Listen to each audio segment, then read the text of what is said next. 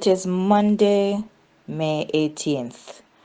I'm almost feeling like saying it is doomsday because my heart is wrenching. I feel as though my gut has been twisted into a knot, and I'm seriously fearful about what is the impending outcome of the arrival of the Adventure of the Seas into Jamaican waters today.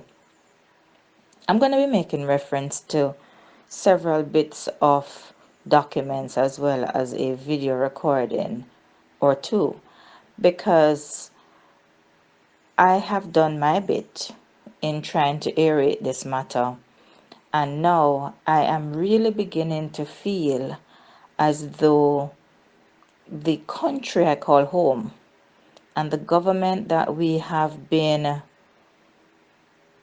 secured, or I'm even since the last report I've really been struggling to find words, and for those of you who know me, words are not in short supply. So we put a government in place. The unthinkable happened. COVID-19 arrived, and for all intents and purposes I see where strong efforts have been taken to curb the spread of COVID-19, and I applaud the government. I have been the biggest supporter of this initiative and the steps being taken, and proud to the ceiling of the way the Minister of Health and the Prime Minister, the entire team have been handling this situation. Very, very unprecedented. But today, I am seeing where a good thing is going very bad, very fast. Mr. Prime Minister, I'm seeing where you are sliding down a very slippery slope. And it makes me think of a upright position of a tubing that has been greased with some form of oil or butter.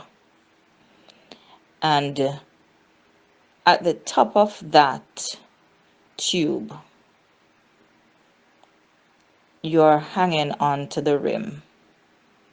But because there's also some sticky, greasy substance at the top of the rim, you're liable to lose your grip and to begin a rapid descent. And the ending of it, we know not, but we can only assume that it will not land you in an upright position, but instead you might find yourself exposed in a way that you do not even deserve because of all the hard work that you have put in. But Mr. Prime Minister, I'm not sure who's your advisor. Not my place, not my business. I'm not in government. I'm even thinking you're probably tired. You see, I'm trying to make all the rational reasonings as to why we're getting to where we are. But somebody listening might say, oh, she's just labor right. And I'm not. I'm just a Jamaican following a situation, having the view from above. Because being a crew specialist and also being a friend of many of the persons aboard the Adventure of the Seas, cutting water, treading water to get into Jamaica's maritime space, I am distressed, Mr. Prime Minister. I'm distressed. To be frank, I'm beyond distressed. I'm next to tears. And I'm making this video, but my mind is still trying to think of the ramifications, both for yourself, Mr. Prime Minister, the government, and to be frank, I'm going to be very honest, for the most important people involved in this situation, my friends, my Jamaicans, my counterparts. We have worked together. They have served me on ships. I'm making this very personal. They have cooked, they have cleaned, they have made Royal Caribbean look good. Mr. Prime Minister, let me explain.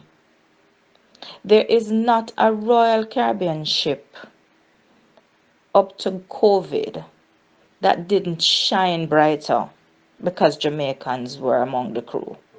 Just get that clearly. I'm not sure if you, sir, or persons in your government have sailed the brand or have sailed, period. But I can tell you that sailing is one of the most well oiled machinery in my mind on the planet. Why am I saying all of this? I'm saying because yesterday I chose not to make this video because I wanted to see what the today outcome would look like. Mr. Prime Minister, you're a very intelligent man. I regard you highly. But all time people always say, if you check your words, you must be careful what you say because you see, words that are said, they cannot be taken back. A friend of mine from Wisconsin, Jamaican, because you know we're everywhere, he has been having a raving discussion with his peers in his group. And he and I have been sharing the thoughts, the sentiments, going back and forth all of Sunday, May 17th. And we're Jamaicans like you, sir. We're bright Jamaicans. So don't believe that this is just coming out of the mouths of people who can only see one side of the story. No, we have an aerial view. We're looking at it from all different angles. And one of the things that came out in our discussion yesterday was that there needs to be a collaborative effort. Now, Mr. Prime Minister, you know that Jamaicans are amazing people. You know we're bright. My contention with this particular matter, however, is that if your hands are not as free as you'd like them to be, because you see, policy and governance happens in its own space. But I kid you not, there are persons who can get some things that you are struggling to get done within a heartbeat. Because you see, not everything can be decreed. Some things you have to go in with a gentle touch.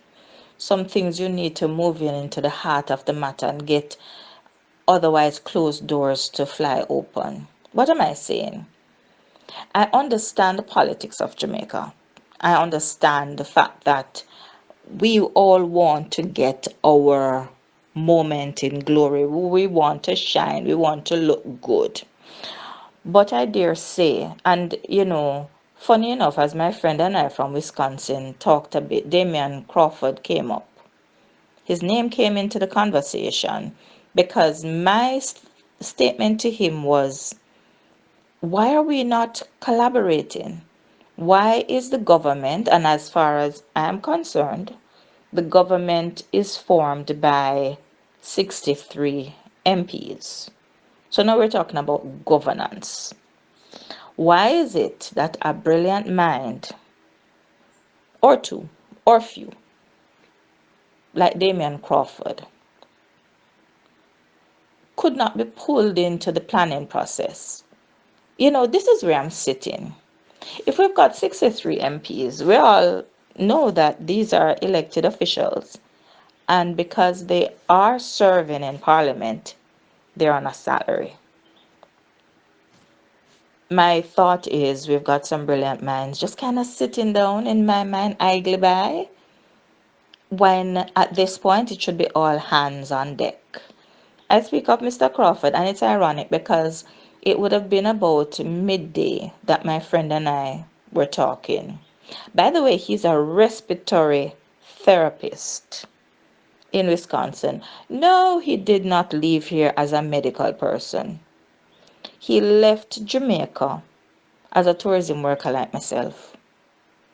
And he, being a brilliant mind like myself, found a niche in his home city. But I tell you what is interesting. Before hearing of the role of a respiratory therapist from him, I was clueless as to why this is even a thing. Of course, we know people need to breathe, yes. And we know Jamaicans are, a lot of us tend to have respiratory illnesses, namely asthma. But it wasn't a thing in my world. This was some North American thing that him decided to get involved in. Great. And then COVID came around and suddenly a light bulb went off in my head and I'm like, haha, that is why this skill is important. And I say that to say many other things. My friend follows the news and follows what's happening more than any Jamaican I know, even though he's living almost halfway across the world as far as I am concerned. And Damian Crawford's name came up in the discussion because I said, this young man, and I picked him out because he's brilliant. I mean, hands down. You need to call things what they are. This man is brilliant. And so he and I were talking, and we said, why are we not roping in man like Damian Crawford? Why are we not reaching out to some hotel managers and some industry specialists? People who are accustomed to moving people who are accustomed to the logistics of housing people. Why are we not reaching into a sector that does this sort of thing normally? This is not disrespecting the government. You are sitting in your offices making calls, sending emails, making mandates. That's what governments do. We have a different way of doing things. But one thing is true. As hospitality professionals, we get the job done. We don't toot our horns. We don't put a banner in the sky. We just get the job done. And so you step into a resort, or dare I say, you step onto a cruise ship, and everything just looks splendid. Nobody sees the underworkings to make it happen. And I'm saying all of this to say, sir, you have professionals in this country who could have been called upon to help.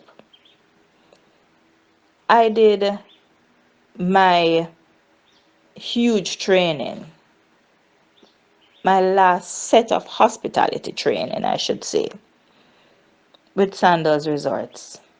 Mr. Prime Minister, there is no brand under the sun, and I'm talking from a position where I have interacted, interfaced, engaged most of the major hotel brands in the world. The Red Carnations, you know, all of these that are super luxury. There is an efficiency, there is a flow, there is a precision that the Sandals Foundation, well, we're not even reaching Sandals Foundation, we're not touching that, we're leaving that the Sandals Resorts, SRI, has. We are known across the world for immaculate presentations, attention to detail. This is what I carry with me from my time training and working with Sandals, exceeding guests' expectations. And I say all of this to say, Mr. Prime Minister, we know how to get this done. Now, the Jamaica Gleaner, this article popped up on my phone. As fast as I opened my eyes, it was there because obviously the internet now knows what is my desired interest. And so I didn't even have to go searching, it was right there. And it says, PM says ship would breach good faith sailing to Jamaica without approval. You know, ladies and gentlemen, if I were another type of Jamaican, and in my mind's eye, I'm seeing a group of people right now, different groups of people across the sphere. and them using some good old Jamaican vernacular to classify the words of the Prime Minister.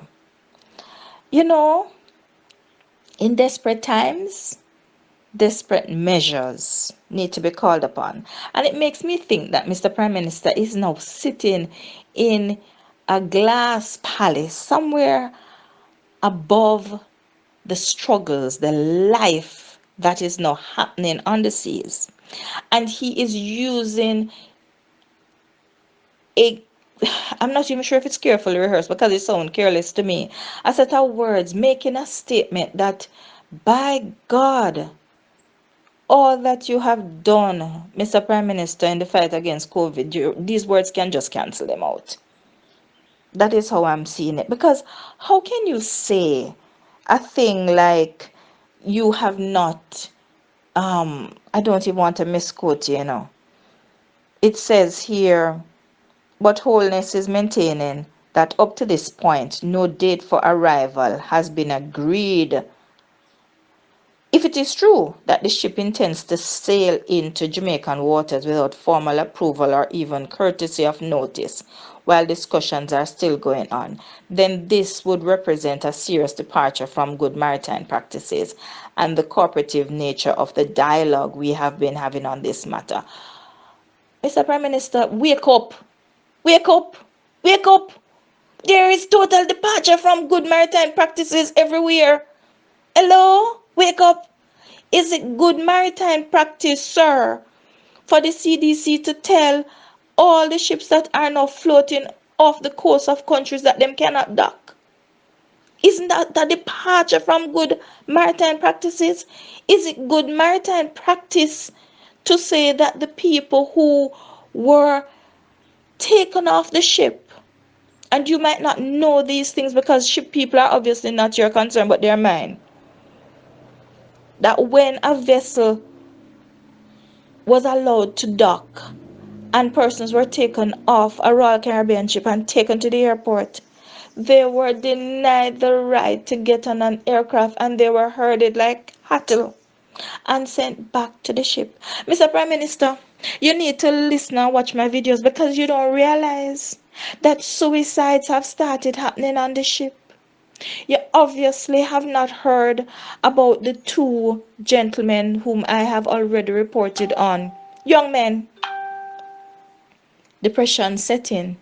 They took their own lives. You have never been stuck on a ship, sir, for 60 days and 30 of it being in isolation, in quarantine, in fulfillment of a regulation that your government, Mr. Prime Minister, has set up so that their re-entry into their country of birth, into the place they call home, into the place that they chose not to run away from, into the place that they send their hard-earned foreign exchange, into the place where their children are, into the place where they have not seen their families for way too long, and the uncertainty that lingers in their mind is threatening their mental health. You have no idea what that feels like.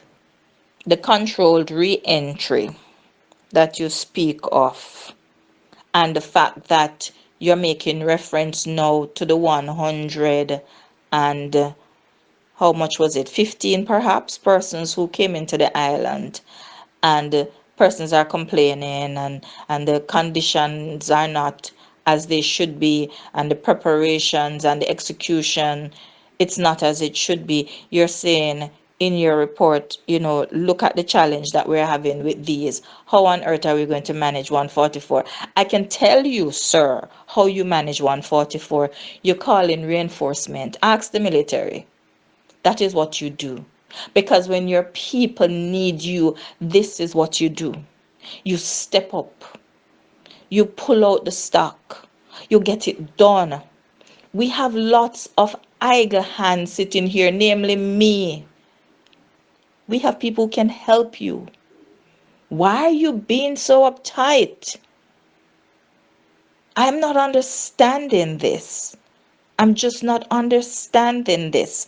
I really want to read the article, but my eyes are glossed over with tears and I cannot see properly. And I really don't want to misquote you, but it's becoming very, very hard. It is really becoming very hard. I'm going to insert right here a video taken from St. Lucia's. They welcomed their 200 St. Lucians who came just days ago. No, I've not been following St. Lucia as a country. I've been following them from a tourism standpoint. But in all of my following and watching the updates and all of that, I don't see St. Lucia getting up in arms the way we are and deciding, as it would appear, who lives and who dies. You have said that, Mr. Prime Minister, that you do not want us to get to a stage like Italy. You said that early in the corona outbreak, where we decide who lives and who dies. So you're now playing God, sir, because you're now trying to decide who docks and who doesn't. Now you have one old ship that Mr. Bailey, CEO of Royal Caribbean, has sent your way, stating that we will dock on the 18th and we will keep the persons on the ship until the 23rd. I don't even want to go back down the road after Marilla discovery because now me look like me an idiot, thanks to what has been going on. Because one school of thought was, had the Marilla discovery 2 docked and given some time, then the clearance would have been given.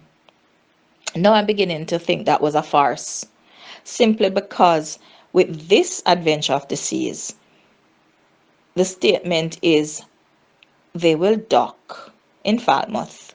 They will maintain their crew. Because, Mr. Prime Minister, I need you to understand, a cruise ship is like a little country. And they know the value of their cargo, the precious crew. You obviously don't.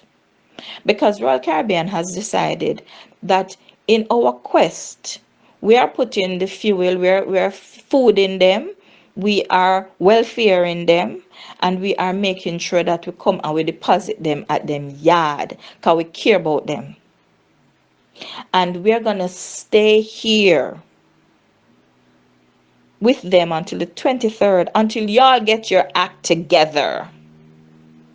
Until then, we're going to be keeping them fed. We're going to be keeping them housed. We're going to be keeping them happy. And we are going to allow them the greatest gift on earth for somebody in their position, the luxury of staying on board and looking at Jamaica land we love, knowing that within days they can set their feet on land. As a matter of fact, and this might not make much sense to you, Mr. Prime Minister, but it does to me, them service on them phone can kick in. And some of us can send them some credit. And so they don't have to be using any expensive plan or internet anymore. Them can start up them flow and them digital and them can call them family and them can chat for hours and feel good.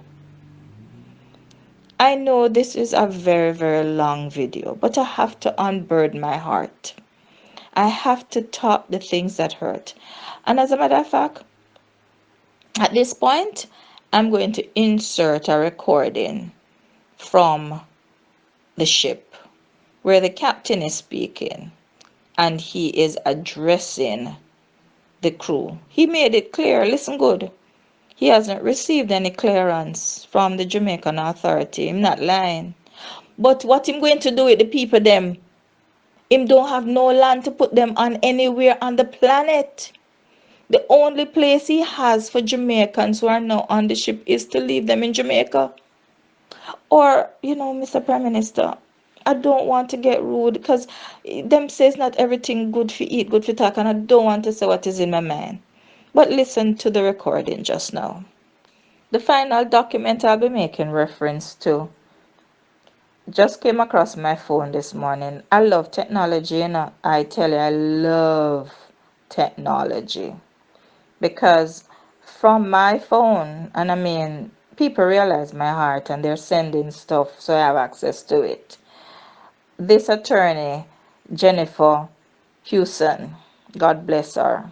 God bless her. Boy, Miss Jennifer, God bless you.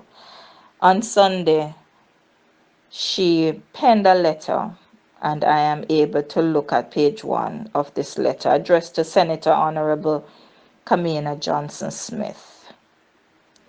And her letter advises Mrs. Johnson Smith that she is representing 55 crew members on this ship on Adventure of the Seas. And she is saying that for their own protection, she will not disclose their identities at this time. But you know, you will know eventually. Suffice to say, all of my clients are Jamaican nationals. That's the foot on which we're gonna stand. And then she went further to say that they have completed their online applications as requested by the government via the government's website at jamcovid19.moh.gov.jm. And those applications would be undoubtedly inform the government of their impending arrival. Now, their lawyer continues to say, surprisingly, within the last 24 hours, the Minister of Health and the Minister of National Security have both indicated that they're unaware of the vessel's impending arrival. I'm inhaling and I'm exhaling deeply because I'm just going to say it. If Jackson wrote a letter and said on Wednesday or Thursday of last week that the government is unprepared, and this letter has reached Alaska, New Zealand, Germany, France, everywhere on the planet where a Jamaican lives, and you are right here in the country, ministers, and you're going to say you're unaware? I have one word for that. That is horse. I should just say it. That's hogwash. Horseradish. Yes. Horseradish. That is what I say that is. Okay? No, I'm not even gonna go back to the letter right now. Because then she states all the legalities. That is her purview. Even if your name no, which you do, and people are not going to start calling the government liars, okay? I'm going to say it. I'm going to say it. Because there comes a time you can't stop prettying things up. And I never thought I would be coming down a road like this. But hey, we got to split the airs where they are. Even if an name did know, you're trying to tell me that there is no other land on the planet right now that these people can put their feet, and the one country that must allow them respite, the one country that must guarantee their safety, the one country, the country where they are nationals of, a sovereign country, is if butting and because and doing a jig and a dance,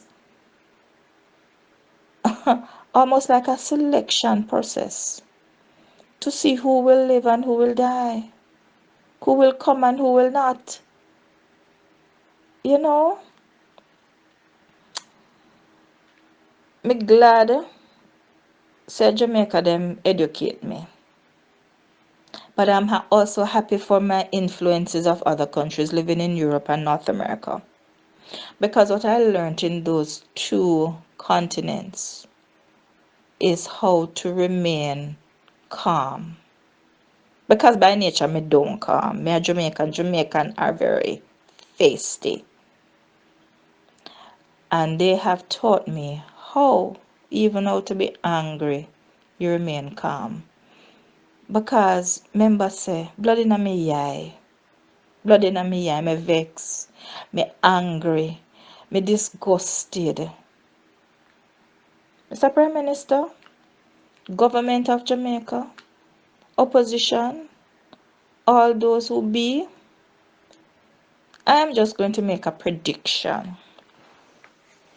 If you not fool on yourself, with this ship, y'all are gonna see a ripple effect. And you know the sad thing about it? It is not so much you, the government, that will suffer, but Jamaica.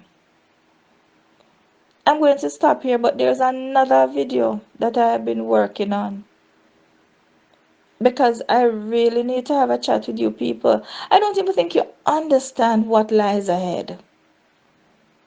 You cannot allow,